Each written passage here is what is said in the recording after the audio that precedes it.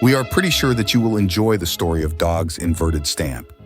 Dag Hammarskjöld was a Swedish diplomat who served as the second Secretary General of the United Nations from 1953 until his death in an unclear airplane crash on September 18, 1961, on his way to negotiate a ceasefire during the Congo crisis.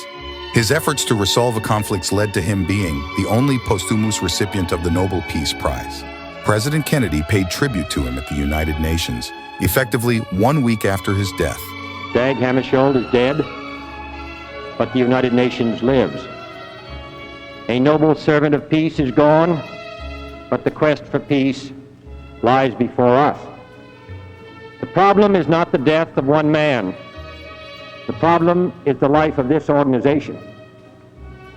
It will either grow to meet the challenges of our age, or it will be gone with the wind, gone with the wind. Additionally, the U.S. Postal Service issued a bicolor 4-cent dark brown and yellow stamp on October 23, 1962, to commemorate the anniversary of his death, depicting Dag sitting with his fingers crossed facing the UN headquarters in New York City. This information is provided by StampsV. A few days later, Mr. Leonard Sherman, a New Jersey jeweler, purchased a sheet of 50 stamps for $2 from the post office, only to discover that the yellow color on them was inverted. His finding excited the philatelic community and the public. However, it also caused confusion at the Post Office Department and prompted Postmaster General J. Edward Day to intentionally flood the market with a special printing of 40 million inverted error stamps, nearly a third of the previous standard order.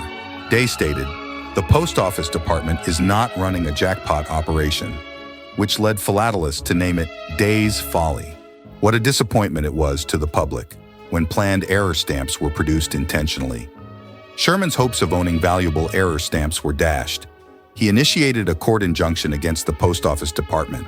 However, the court acknowledged his case, and he did receive compensation and a proclamation that he owns the original sheet.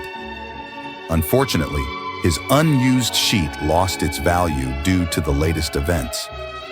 In 1987, he donated his sheet to the American Philatelic Society. It is impossible to determine how many invert Dag stamps existed before the special printing issued on November 16, 1962. The error stamps on cover with a genuine cancellation dated before this date are valuable, proving that the stamp originated from the original printing errors and not from a reprint. These certified covers are valued at around $3,000. Mad Magazine later ironically commemorated this unique story by printing a parody Cinderella stamp featuring a crying man with his hands open and money flying away.